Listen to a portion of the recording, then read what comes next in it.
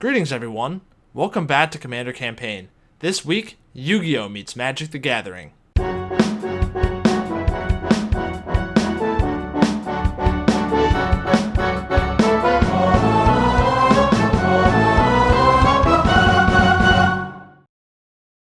What's up everyone, it's Mike. Welcome to Commander Campaign.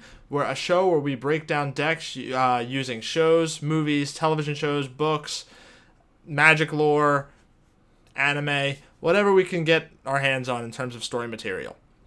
And we build decks centered around the theme of that story. So, with this week, we're going to be talking about a deck built around Yugi Moto's Duelist Kingdom deck. The deck that he brought to Duelist Kingdom to play for his grandpa's soul. So, without further ado, let's get into it. First, we have our commander. Joda Archmage Eternal. It's 1 and Jeskai for a legendary creature human wizard 4/3 with flying. You may pay Wooburg rather than pay this play the mana cost for spells that you cast. So this is representing Dark Magician, Yugi's favorite Yu-Gi-Oh card. Or dual monster card in the show. Yeah, so Joda is a very powerful wizard, much like the Dark Magician. The reason I chose Joda is because, well, first of all, human wizard. Also, look at that art. It's badass. Looks like the Dark Magician and Joda would be best friends. Probably. So, I also needed all 5 colors. And he's a human wizard that has all 5 colors. So, there you go. Now, we're going to start talking about the monster cards within the deck. So first off, we have Spore Frog. It's a green for a creature frog 1/1. Sacrifice Spore Frog, prevent all combat damage that would be dealt this turn. This is representing Karibo. Why is this representing Karibo? Well, because Karibo you can discard from your hand to prevent damage on your opponent's turn. Spore Frog, very similar effect. You're not discarding it, but you're sacrificing it. The art is... I mean, it's not really similar, but it's actually not even similar at all, except for the fact that maybe they both have big eyes and they're both small creatures. But they both prevent damage, so that's why I went with this. And it's also a 1/1, so Karibo's 300 attack. It's pretty weak. Next, we have Generous Patron. 2 and a green for a creature elf advisor 1/4. When Generous Patron enters the battlefield, support 2. So you put a 1/1 counter, a +1/+1 counter, on each of up to 2 other target creatures. Whenever you put 1 or more counters on a creature you don't control, draw a card. So generally speaking, you're probably, if you want to draw, you're going to play this card, and you're going to play put a +1/+1 counter on an opponent's creature that doesn't really matter too much to you. You're going to draw a card off of it. Fine. It did its job. Or you could put a 1/1 counter on 2 of each of your creatures, and you could end up, or one of your creatures and one of your opponent's creatures, draw a card, have your creature be more powerful, have the good favor of your opponent. That's pretty good in a multiplayer format. The card this is representing is Mystical Elf. So the reason I chose this card to represent her is because Mystical Elf has a weak power and a high toughness or high defense in Yu-Gi-Oh! So, also, Generous Patron, elf, female, from what it looks like, same thing as Mystical Elf, high toughness, low power, same on both ends. Moving on. Bryon Stout Arm, 2 red/white for a legendary creature giant warrior 4/4 with lifelink. You can pay a red and tap Bryon to sacrifice another creature, and Bryon Stout Arm deals damage equal to the sacrificed creature's power to target player. This is representing Catapult Turtle. I know what you're thinking. Bryon Stout Arm is not a turtle. You are correct. He is very much not a turtle. But they both throw creatures at your opponent. They both deal damage. Very similar effect. So that's what I went with here. Next we have Cadaver Imp, which is 1 black for a creature imp 1/1 with flying. When Cadaver Imp enters the battlefield, you may return target creature card from your graveyard to your hand. So very good because you have some cards in this deck that will mill you, So you can get those good cards back, or you can get good cards back that your opponents destroyed earlier on in the game. And this is representing Horned Imp. Most of Yugi's creatures or monsters are vanilla. They don't really do anything by themselves. They don't really have effects. You're not going to really get away with that all too much in Commander, especially. So most of these have to have effects, and this is a fairly useful effect. It's an imp. It works. It's a weak imp, much like Horned Imp is a weak imp in Yu-Gi-Oh! So, yeah. Let's move on to Young Wolf. It's a green for a creature wolf with Undying. When this creature dies, if it had no +1/+1 counters on it, returns to the battlefield under its owner's control with a +1/+1 counter on it. It's a 1/1. So this is a Silver Fang, a 1200 attack point monster in Yu-Gi-Oh! It's nothing special. It's kind of just there to be there more than once and act as sack fodder for things like Corvold and other stuff like that later on. Moving on. The card that as soon as I saw, I knew I wanted to build around this, because I was like, let me see if I can just find this one particular type of thing in Magic. So Rotting Mastodon is 4 and a black for a creature zombie elephant 2/8. That's it. No text. Well, it has flavor text. But, so, this is Mammoth Graveyard. I found a zombie elephant. Much like Mammoth Graveyard is basically a zombie elephant. Or a zombie mammoth in that case. But, yeah. I knew I had to make the deck as soon as I saw this. It's weirdly enough, it's a vanilla creature, much like it is in Yu-Gi-Oh! It's not incredibly, it's not even at all good, but it can be a good defender. It can block pretty well, so yeah. Moving on. Okay, this one's a stretch. Alright, so this is Sabertooth Nashoba. It's 4 green white for a creature cat beast warrior. I know it doesn't say it on the card, but it's in the Oracle text. And it has trample, protection from blue, protection from red, and it's a 5/5. So who the hell could this card be? It's Beaver Warrior. Sabertooth is very much not a beaver. However, this is a Beast Warrior card that existed in Magic. I was trying my best to find something that would make sense to represent Beaver Warrior, and I just couldn't, but this is the closest I could get.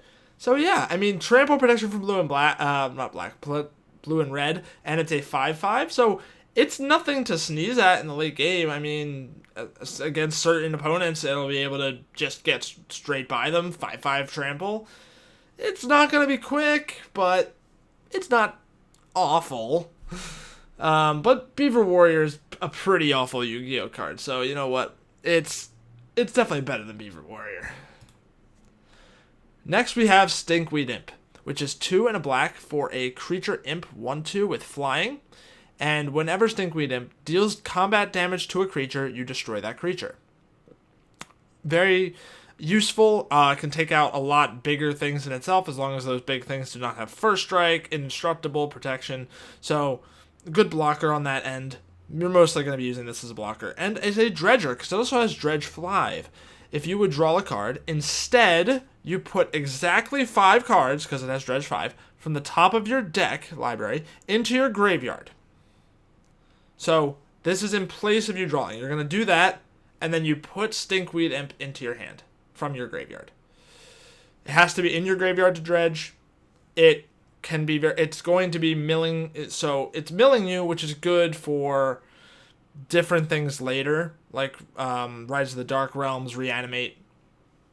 You can get back bigger stuff because you're putting it directly into the graveyard. You don't have to go through the rigmarole of discarding it or playing it and having it get destroyed. So you can play things pretty powerful a lot earlier. Stinkweed Imp is Feral Imp, just in case anyone didn't catch that. Stonehewer Giant is 3 white for a creature giant 4/4 with vigilance. And for 1 and a white, you may tap Stonehewer Giant to search your library for an equipment card and put it onto the battlefield. Attach it to a creature you control, then shuffle your library. There are 3 equipment in this deck, I do in fact believe, and they are all pieces of a puzzle. You'll understand what I mean later. That is Giant Soldier of Stone. It's a giant, it mentions stone, and it is a warrior, not a soldier. Slight miss, but if you look at the art of Giant Soldier of Stone, it's using 2 swords, it looks like. This guy's using 2 axes, so they're fairly similar in terms of not really appearance, but kind of theme, I guess. So, yeah, I went with that. Next, we have Pelt Collector, a not-so-fantastic magic card, at least in Commander. It's pretty good in Standard, but it is not good in Commander generally, I don't think. But here, it's got Celtic Guardian. So for a green, it's for a creature, elf, warrior, 1/1. Whenever another creature you control enters the battlefield or dies, if that creature's power is greater than Pelt Collector, put a +1/+1 counter on Pelt Collector.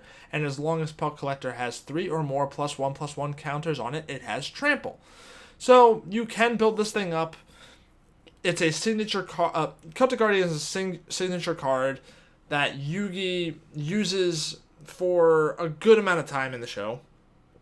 He even upgrades it to an obnoxious Celtic Guardian, which I don't remember what that card does specifically, but it actually has an effect as opposed to the original Celtic Guardian. This card isn't completely useless in this deck, but it's mostly there for the theme of being an elf warrior with a sword, much like Celtic Guardian is the same thing. Now, we have Orscale Guardian, is 5 red for a creature dragon 4/4. This flying in haste. This spell costs 1 less to cast for each land card in your graveyard. This is Winged Dragon, Guardian of the Fortress. You can reduce its cost, not just with Joda. Obviously, you can reduce the cost by having lands in your graveyard. You will have lands in your graveyard because this is a 5-color deck, so I did include fetch lands. I tried making the deck all basic lands. Oh god, it was not working. It did not do anything.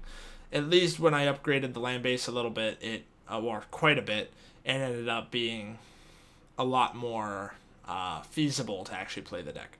So you will have opportunities to play this for as little as 2 red, which is actually not half bad. Next we have Garuk's Pack Leader. 4 and a green for a creature beast, 4/4. Whenever another creature enters the battle with power 3 or greater enters the battlefield under your control, you may draw a card. So a good draw engine. This is representing Griffor in Yugi's deck. I don't think he doesn't really play the card much, but it does exist. I was looking into this a little bit. It does exist in his deck.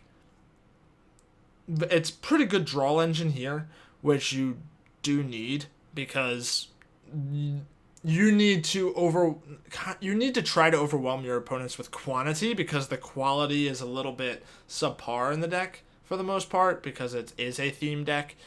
But this can be pretty good because there are quite a few things that you will draw off of with this card. Okay. So the next 4 cards are representing 2 cards in Yugi's deck, 3 if you include the fusion deck. So Corvold Fade-Cursed King and Corvath Bright Flame are acting as Curse of Dragon, whereas Rafik of the Many and Sylvia Brightspear are acting as Gaia the Fierce Knight. So Corvold Fade-Cursed King is 2 black-red-green for a legendary creature Dragon Noble 4/4 with flying. Whenever Corvold Fade-Cursed King enters the battlefield or attacks, sacrifice another permanent. Whenever you sacrifice a permanent, put a +1/+1 counter on Corvold and draw a card. Now that's pretty good. So you can sacrifice, say, your Young Wolf. You can sacrifice a treasure token if you made one with Revel and Riches, which we'll talk about later. It's a cursed dragon, much like Curse of Dragon. So it kind of worked out in that regard. Also, just a very, very good card. This card is insane in EDH. And it's just such an engine. And there's fetch lands in this deck, so you'll be sacrificing those. There's so many weak things that you don't mind sacrificing as well, because you can get them back later with Rise of the Dark Realms, Reanimate, whatever.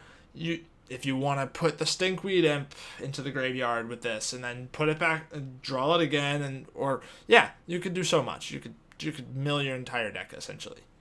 So, not bad. Actually, very, very good. So now we have Corvette Bright Flame, which is partner with Sylvia Bright Spear. When this creature enters the battlefield, target player may put Sylvia into their hand from their library, then shuffle. So this is one of the partner with cards.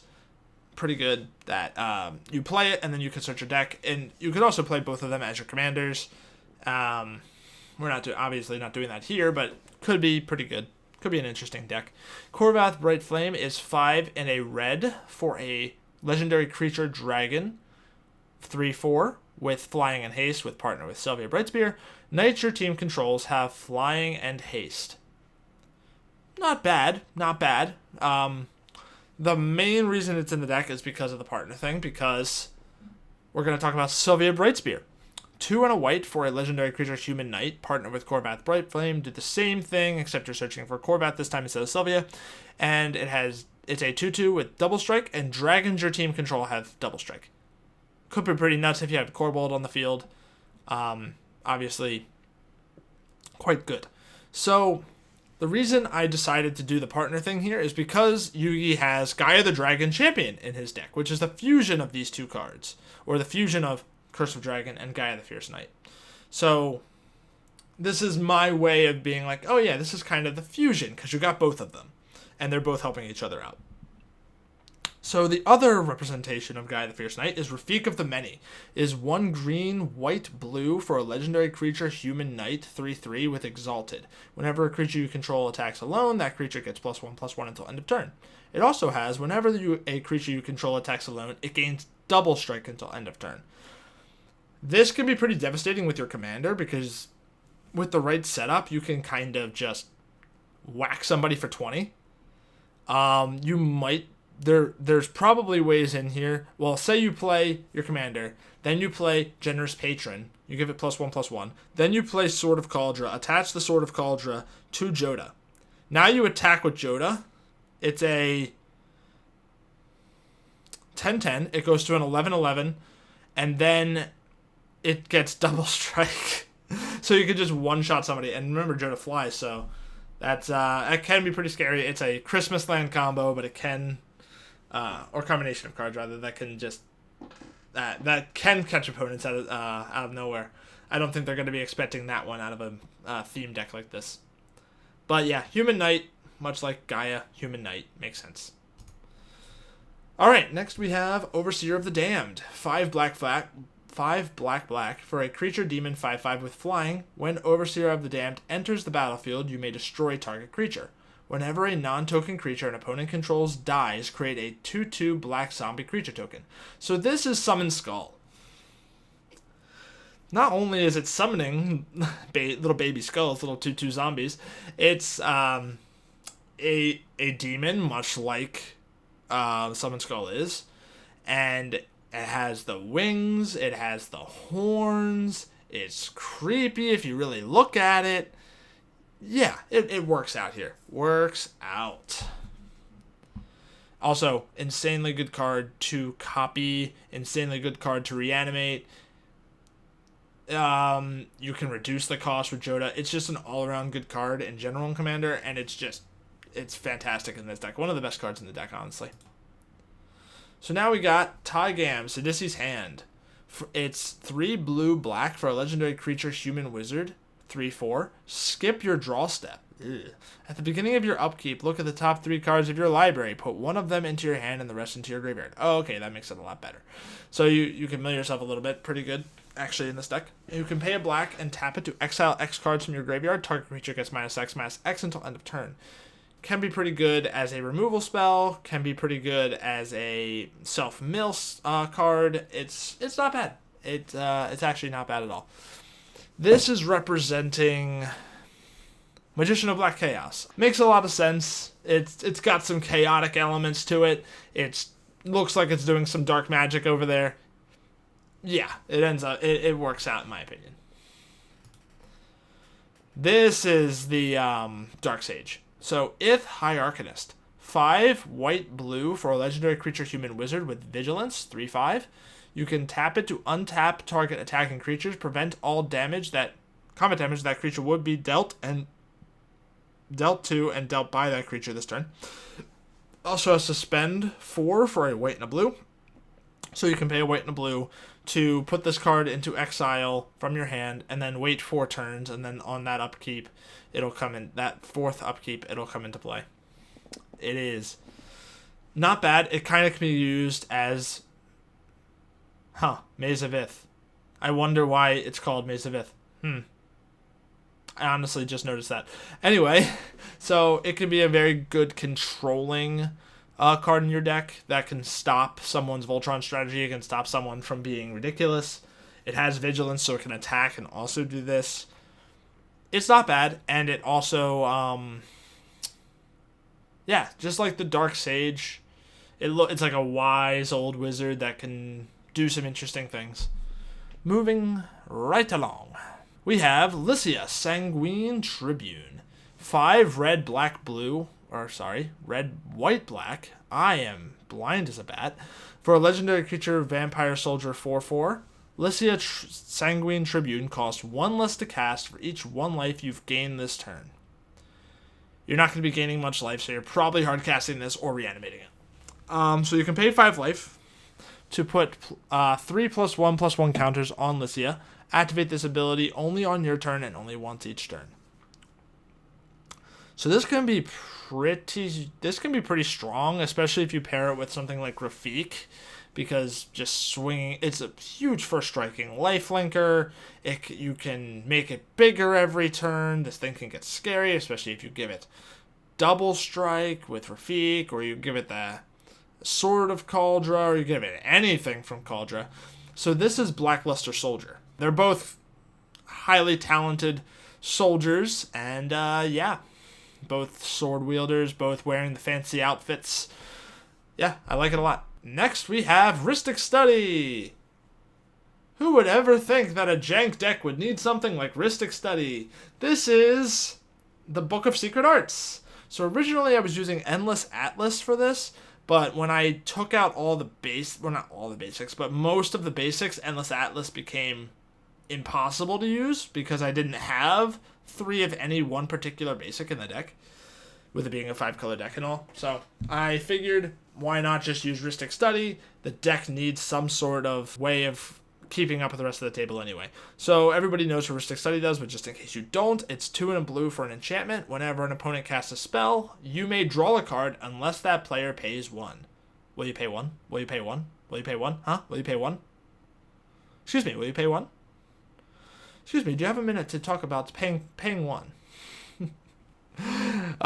So it's all about trying to get card advantage on your opponent. Insanely good card, very highly renowned in EDH. Next, we have another byproduct of the whole thing of the deck used to have a lot more basics. So now this is a lot worse in the deck. But it is Burning Earth for 3 in a red. It's an enchantment. Whenever a player taps a non-basic land for mana, Burning Earth deals 1 damage to that player. So this is supposed to be Burning Land from Yugi's deck. Yeah, it's going to hurt you quite a bit, but if you play around it, you can make it hurt your opponents quite a bit more. Because they're probably spending more mana than you, because you are casting your high-cost spells for 5 mana as opposed to like, say, 7, 9, or whatever, and they'll have to hit themselves for 9 as long as they don't have as long as they're not using mana rocks and they're trying to cast something like an Expropriate. They will hit themselves for 9. Of course, if they're casting Expropriate, unless you took them down to 9 already, they're probably winning. But yeah, it can be pretty good, flavorful, works with what we needed to. Yes, Horned Helm. 2 for an artifact equipment. Equipped creature has gets +1/+1 and has trample. You can pay green to attach Horned Helm to target creature you control, or you can pay 1 to equip it to a creature. This is Horn of the Unicorn. It's the only thing I could find that made sense, that imbued power upon something that was a horn in Magic. I don't have much else to say. It's like Horn of the Unicorn is an equip Magic card or spell card, and Horned Helm is an equip horn artifact. Kind of similar, kind of not. It's the only thing I could think of. Give me a break. It's the only thing I could find. If you can find anything else, let me know in the comments, please. Next, we have Constant Mist, which is a 1 and a green for an instant with buyback. You may sacrifice a land in addition to any other cost when you play the spell. If you do, you put Constant Mist into your hand instead of your graveyard as part of the spell's effect. And creatures deal no combat damage this turn. So you can repeatedly use this to stop your opponents from hurting you, so you can build up and try to win. Of course, you have to sack the land every time. Not always ideal. I mean, if you have Corvold, you could be drawing cards off of that, so it's not always terrible. But yeah, it's not infinitely sustainable. However, this is Maku with a Magical Mist, because, you know, Mist. Plus also a pretty good standardly used EDH card. And now we have our Reanimate, which is a black for sorcery. Put target creature card from a graveyard onto the battlefield under your control. You lose life equal to its converted mana cost. So this is the thing you can use to get back your Overseer of the Damned, your Freak of the Many, your Corvold the Faker's King, anything that you milled into your graveyard earlier. And yeah, this is your Monster Reborn. This is your I need to bring back what they've already dealt with card. And it's gonna hurt you in the process, but it's probably gonna net you some gains. And plus, you can take something out of your opponent's graveyard, which is insane. This is another stretch, so we have Emergency Powers is 5 white-blue for an instant. Each player shuffles their hand and graveyard into their library, then draws 7 cards. Exile Emergency Powers. It has addendum. If you cast the spell during your main phase, you may put a permanent card with converted mana cost 7 or less from your hand onto the battlefield. So with Joda, you can cast this for 5. And yeah, you're going to play something out for free at the end of it. And plus, you're going to refill your hand. Most of the time, you're going to need to refill your hand. Yeah, it's not bad. It's supposed to represent monster recovery, which kind of does a similar thing. It puts a monster from your field into your hand, and then you do the same effect, except you don't get the play a thing afterward. But yeah, it's kind of similar. Not really. Monster recovery is basically a wheel for everybody that shuffles your hands into your deck beforehand, but you also have to sacrifice a creature to it because you're putting it into your hand. They are both instants. Well, this is an instant. In Magic, it's a quick play spell. So yeah, it's kind of similar, mostly a stretch. It's kind of a last minute add, something I found while I was trying to make sure I was including at least most of Yugi's cards. So yeah. Aha! Rate of Replication. Everybody knows this card. It's another frequently used commander card. So it's 2 blue for a sorcery with kicker 5. You may pay an additional 5 as you cast the spell. Put a token onto the battlefield that's a copy of target creature. If Rite of Replication was kicked, put 5 of those tokens onto the battlefield instead. So this is supposed to be your multiply. I will tell you right now, you're not supposed to use this to copy your Spore Frog, your Karibo, like Yugi would do. You're supposed to use this to copy in this deck if you want to try to win. You're going to be trying to copy your Overseer of the Damned. You're going to try to copy somebody's Avenger of Zendikar. You're going to try to copy a just like literally anything that's not a legendary, unless you're just trying to get an Enter the Battlefield trigger off of it. And generally speaking, you're not casting it unless you're kicking it as well. This is another one of the more powerful cards in the deck. This is one of the ways you're going to try to win. So next we have Mystic Barrier. 4 and a white for an enchantment. When Mystic Barrier enters the battlefield, or at the beginning of your upkeep, choose left or right. Each player may attack only the opponent seated nearest him or her in the last chosen direction and planeswalkers controlled by that player. So this is a way that you can basically protect yourself in this deck, which you're going to need because, like I said, jank deck, you need to protect yourself. And it's kind of like Mystic Box, where, well, it's supposed to represent Mystic Box because they're both mystics. They're both barriers of some sort. I mean, the box is a barrier that's protecting you against all the flying knives that are coming at you. Of course, it's a magical box, so you're going to you're actually in the other box the whole time. You're not in the left one, you're in the right one. Much like if someone's scary on your right and they're trying to attack you, they can't. They have to attack the person on their left because that's what you chose. So, or that they have to attack somebody in the other direction because that's how you chose it. So, yeah.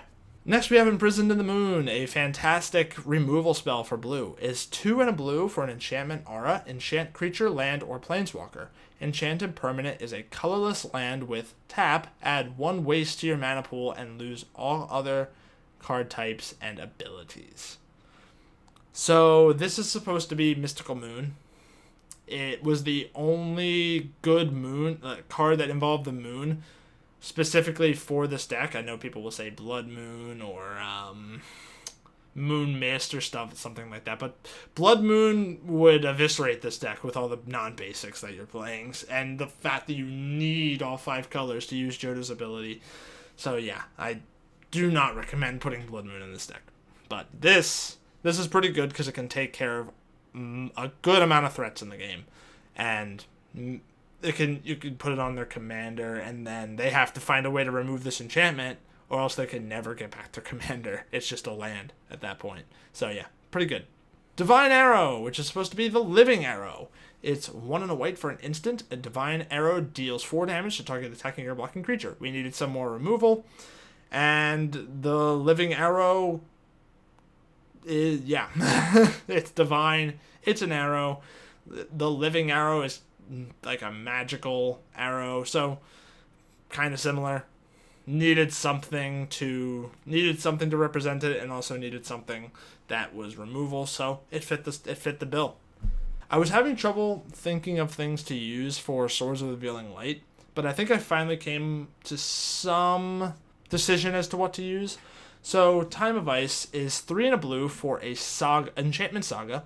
As this saga enters the battlefield, and after your draw step, add a lore counter and sacrifice after 3 lore counters. So for on the first and second step, it's the same thing. Tap target creature an opponent controls. It doesn't untap during its controller's next untap step, or no, does not untap during its controller's untap step for as long as you control Time of Ice.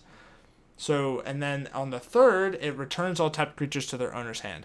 So it's kind of deterring them from attacking, because on that third turn, it's going to ship all their creatures back to their hand, and most people don't want that to happen, so they're not going to attack, so it's kind of like it's holding them back all the way, and it's already going to be holding up 2 creatures before that. And it is a 3-turn thing, so it's, that's what I'm using for Swords of Revealing Light.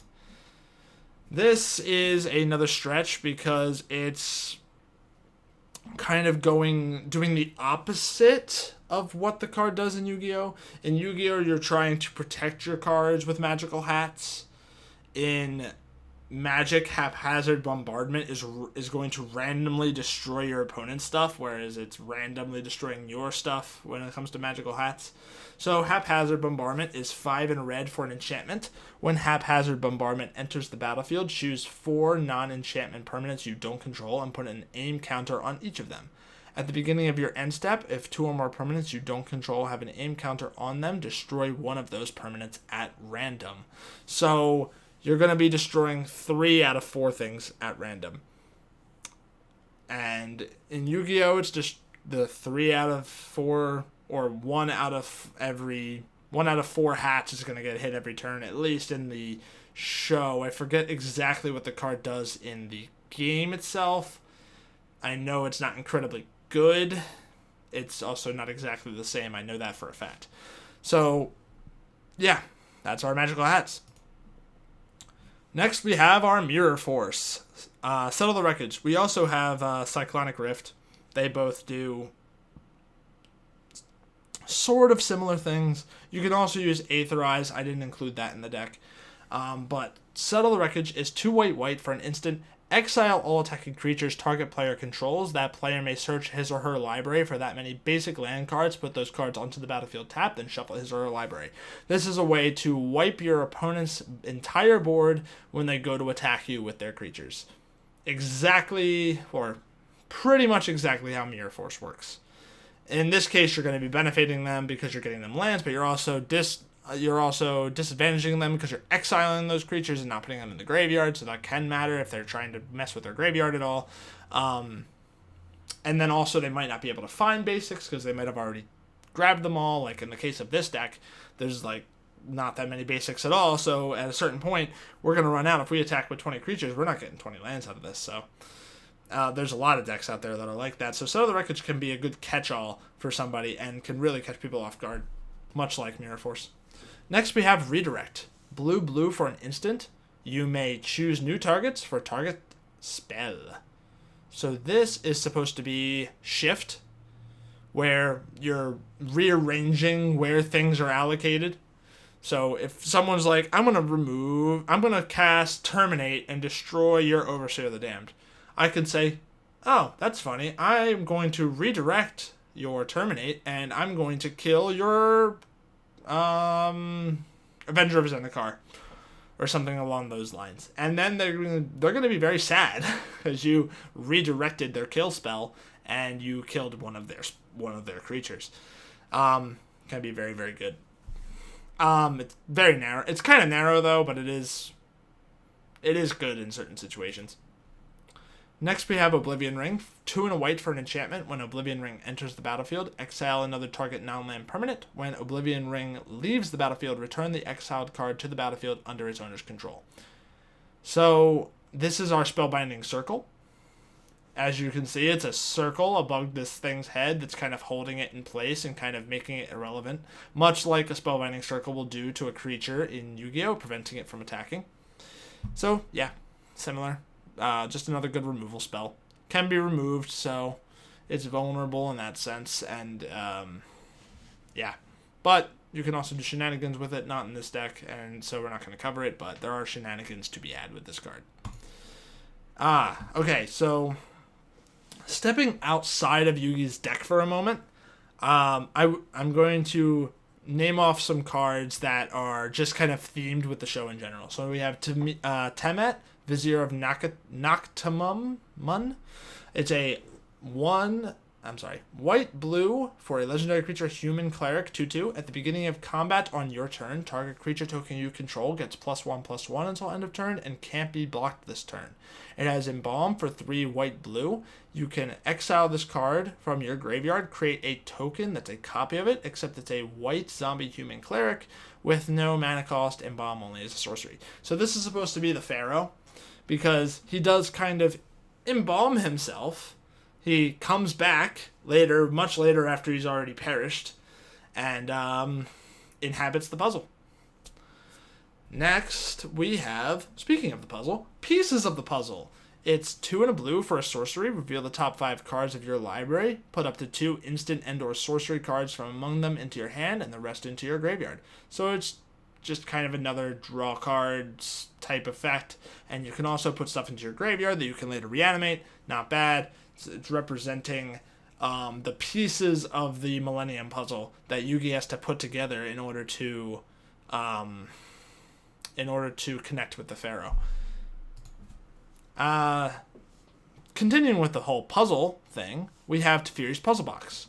It's a 4 mana cost artifact. At the beginning of each player's draw step, that player puts the cards in his or her hand on the bottom of his or her library in any order, then draws that many cards.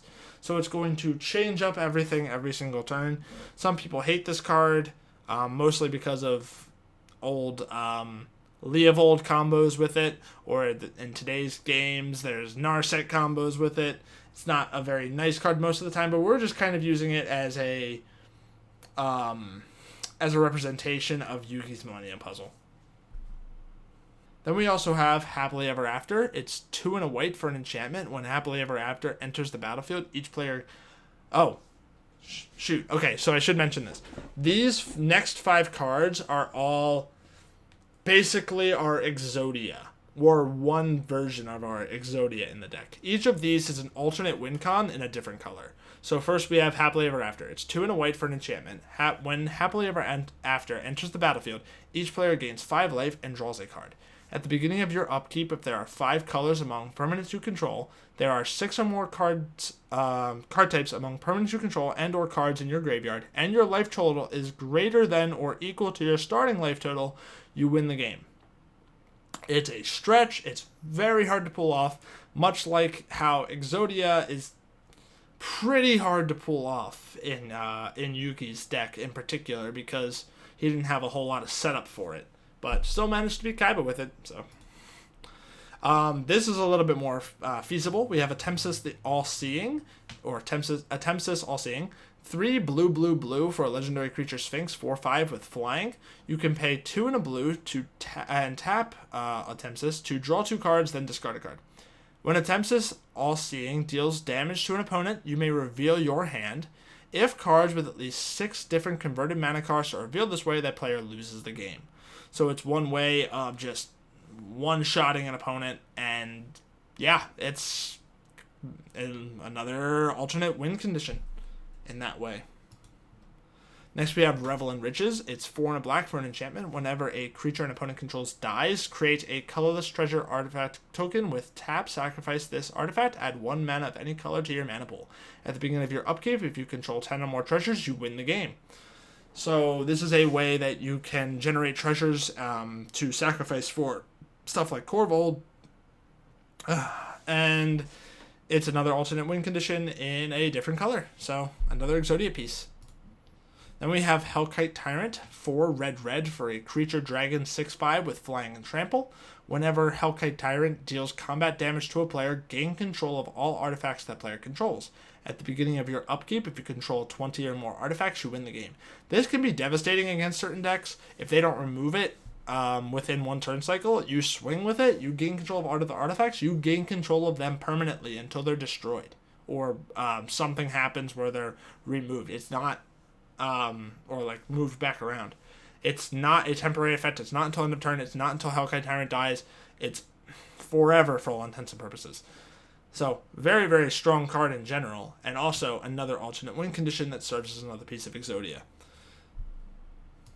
Now we have Epic Struggle. This is probably the most ambitious one in the deck. It's 2 green for an enchantment. At the beginning of your upkeep, if you control 20 or more creatures, you win the game. I don't know if you noticed, there's not a lot of token creation in this deck. The most we have is Rite of Replication.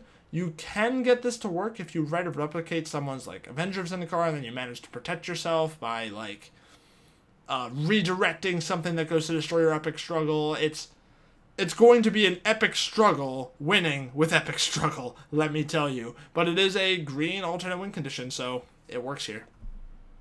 Alright, now we have the 3 cards that Stonehero Giant's going to grab most of the time. So we have Helm of Kaldra, we have Sword of Kaldra, and we have Shield of Kaldra. So Helm of Kaldra is a legendary artifact equipment for 3 with equipped creature has first strike, trample, and haste. You can pay 1 if you control equipment named Helm of Kaldra, Sword of Kaldra, and Shield of Kaldra. Put a 4/4 colorless avatar legend creature token named Kaldra into play and attach those equipment to it. You can also equip it to any other creature for 2. So this is another, well, let me read the other 2 cards first. So we have Shield of Kaldra. It's 4 for a legendary artifact equipment. Equipment named Sword of Kaldra, Shield of Kaldra, and Helm of Kaldra are indestructible. Equipped creature is indestructible, and you can equip it for 4. Then you have Sword of Kaldra, which is 4 for a legendary artifact equipment. Equipped creature gets +5/+5. Whenever equipped creature deals combat damage to a player, remove that creature from the game. You can equip it for 4. So not just destroy it, remove it from the game. So that's pretty good.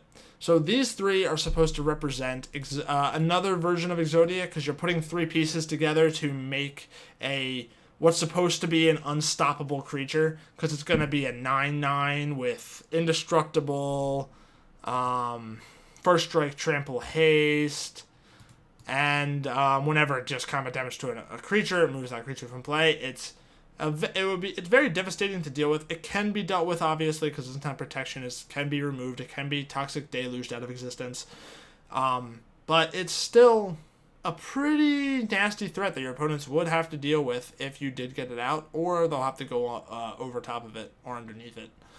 So yeah, that is Yugi's deck for most, well, at least most of it.